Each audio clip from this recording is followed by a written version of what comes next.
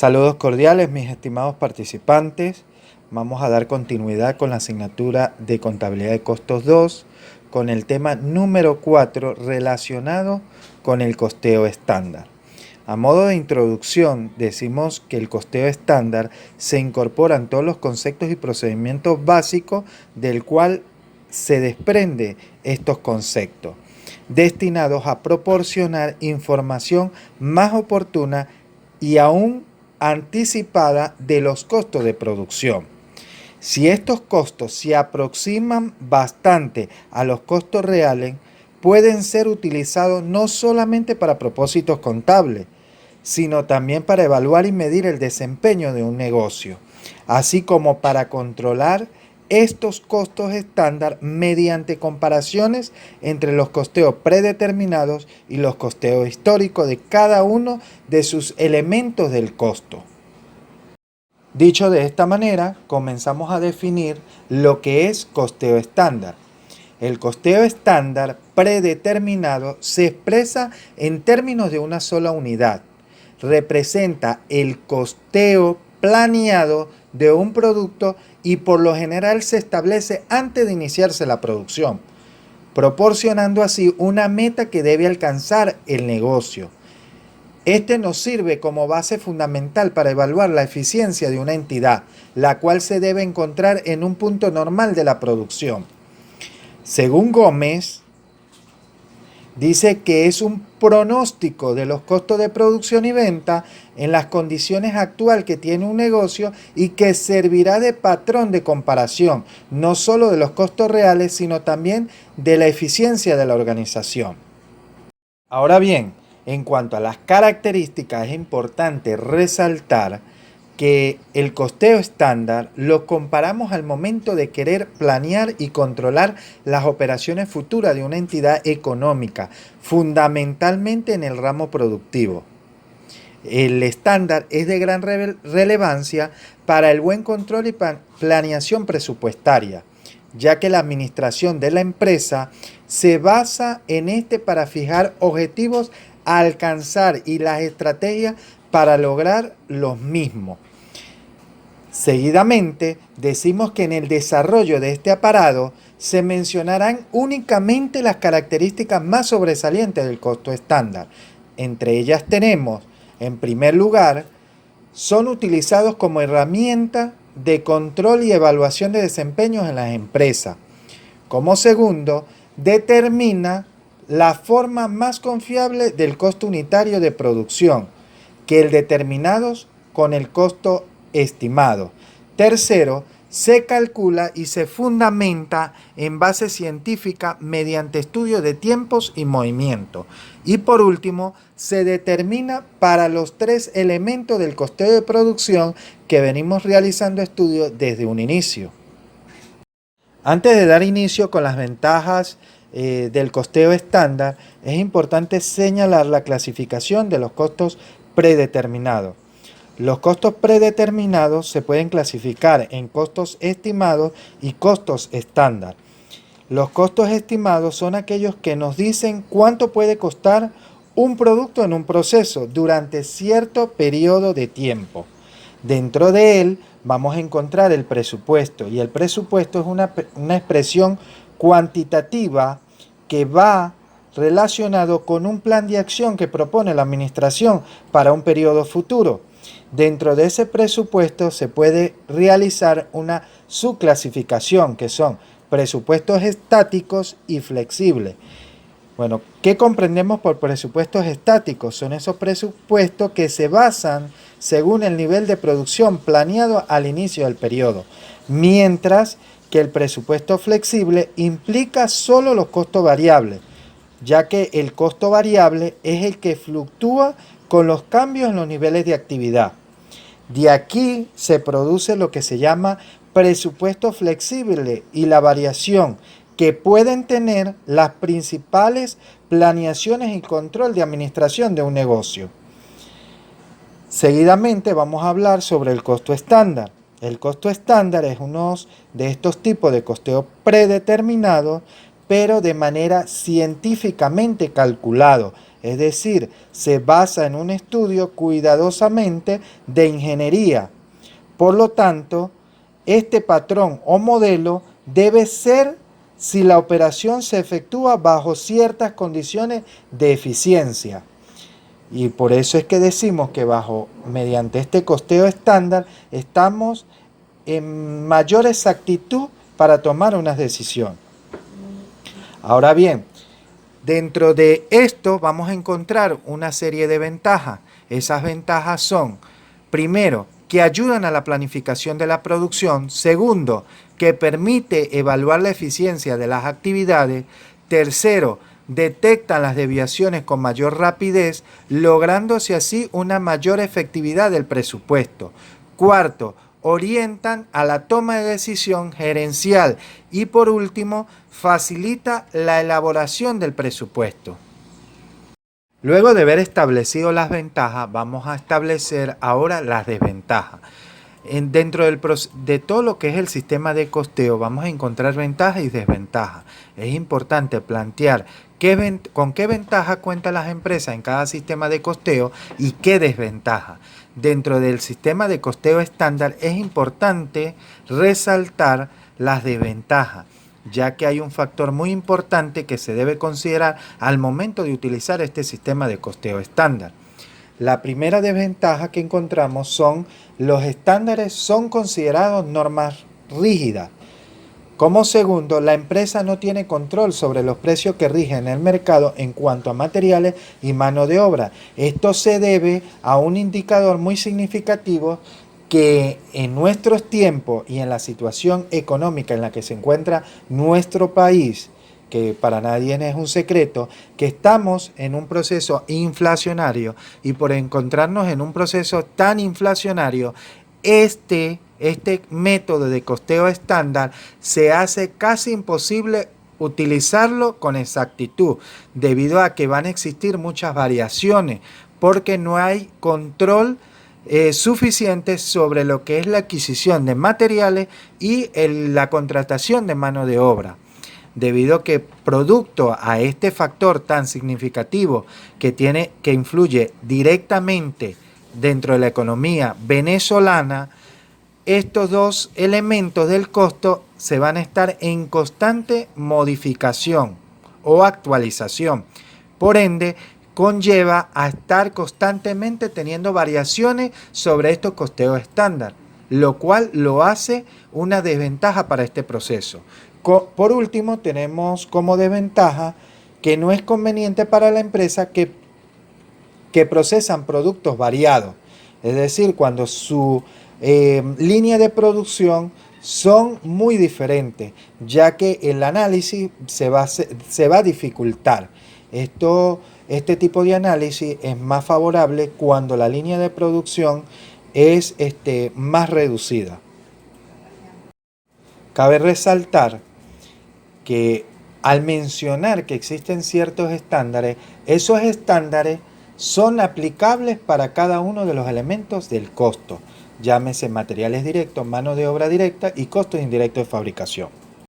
En la presentación anterior se encontraron que los estándares de producción son aplicables para los elementos de producción, tanto materiales directos como mano de obra y costos indirectos de fabricación. Ahora vamos a establecer cada uno de esos estándares. Comenzamos con los estándares en materiales. Aquí se determina cuánto debería costar los materiales para el producto que se fabrica. Eso puede ser de dos maneras, en cuanto al estándar de precio y en cuanto al estándar de cantidad. En cuanto al estándar de precio, esto establece el precio que debería pagar la empresa para adquirir sus materiales.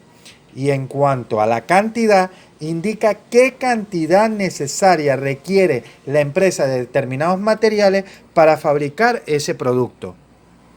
Y se representa mediante la fórmula siguiente, que los costos estándar son igual al precio estándar por la cantidad estándar. Rápidamente, establecemos los estándares de mano de obra. Aquí se establece el costo que debería pagar por concepto de mano de obra en la fabricación de un producto. Esto va a corresponder bien sea a la tarifa de mano de obra o al estándar de tiempo y cantidad. En cuanto a la tarifa de mano de obra, es la cantidad que se debe cancelar a cada uno de trabajador directo por cada hora de trabajo. En cuanto al estándar de tiempo y cantidad, constituye la cantidad de tiempo que debería emplearse para la fabricación de un producto. La fórmula con la que vamos a establecer ese estándar de mano de obra es: costo estándar va a ser igual a la tarifa estándar por horas estándar. En cuanto a los estándares de costo indirecto de fabricación, aquí indica la cantidad de costos indirectos de fabricación en la cual se debería incurrir una empresa para la fabricación de un producto. Y esto se aplica mediante la fórmula de la tarifa predeterminada, que son los costos indirectos de fabricación estimado entre el nivel de actividad estimada. Luego de establecida esta tasa predeterminada, procedemos a calcular el costo estándar, que viene siendo la tasa predeterminada por las horas estándar. En esta presentación se van a encontrar con la hoja de costo estándar. Esta hoja de costo estándar es importante y la debemos tener presente para la solución de casos prácticos. En esta hoja de costo estándar se van a encontrar con la estructura según sus niveles de costeo estándar. El primer nivel es el nivel de actividad estimado. El segundo nivel son presupuestos de costos indirectos de fabricación. El tercer nivel es la predeterminación de los elementos del costo y el cuarto nivel es el costo total del producto. Ahora bien, se van a encontrar con la presentación de una clasificación tomada del libro de Gómez, en la cual Gómez clasifica las variaciones del costo estándar según sus conceptos, y esos conceptos se basan en los elementos del costo de producción, que son materiales, mano de obra y costos indirectos de fabricación, donde los materiales pueden tener variaciones en cuanto a su precio y cantidad, la mano de obra también en cuanto a su precio y cantidad, y los costos indirectos de fabricación va a corresponder respecto a los presupuestos debidamente estudiados o debidamente establecidos bajo en tiempos de eficiencia de producción. Ahora bien, vamos a hablar sobre las variaciones en los materiales directos. En cuanto a la variación en precio, cuando las empresas trabajan con varios tipos de materiales, se deben calcular las variaciones en precio para cada tipo de material. Esta variación se puede calcular con la siguiente fórmula, donde se realiza la diferencia entre el precio real y el precio estándar multiplicado por la cantidad realmente utilizada bajo el plan parcial. Ahora, bajo el plan simple es la diferencia entre el precio real menos el precio estándar multiplicado por la cantidad comparada.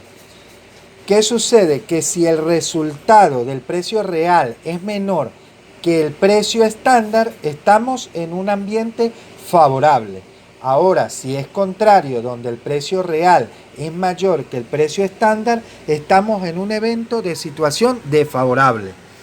Esto puede surgir debido a muchas causas. Una de ellas es el cambio inesperado del precio de los artículos comparados con los originales.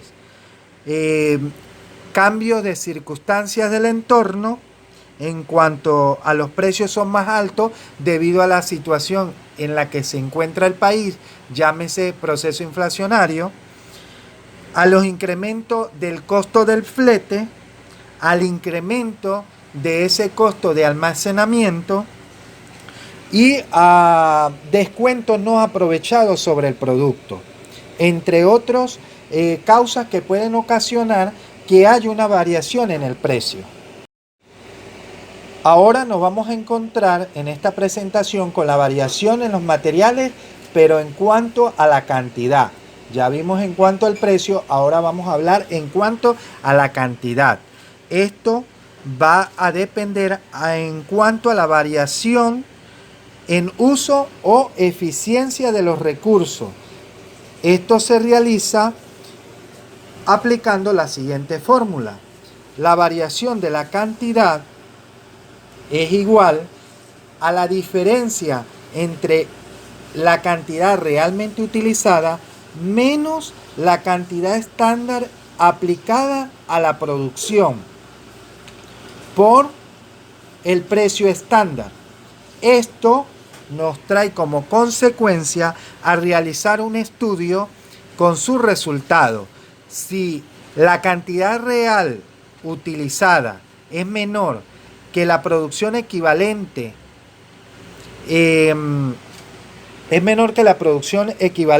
aplicada a la producción, estamos en un ambiente favorable. Ahora, si es contrario, donde la cantidad realmente utilizada es mayor a la cantidad estándar aplicada a la producción, estamos en un ambiente desfavorable o con un resultado desfavorable. En estas variaciones de cantidad o eficiencia de materiales se pueden basar en las siguientes causas: en cambios en la cantidad de materiales, ineficiencia de los trabajos directos, falla en las maquinarias y equipos, especificaciones incorrectas, errores en registro y desperdicio de materiales. Todas estas son causas que influyen directamente a que tengamos variaciones en cantidad, lo cual debemos tener muy claro al momento de analizar cada una de estas variaciones. Ahora vamos a proceder a establecer las variaciones en cuanto a la mano de obra directa. Primero, en cuanto a la variación de tarifa.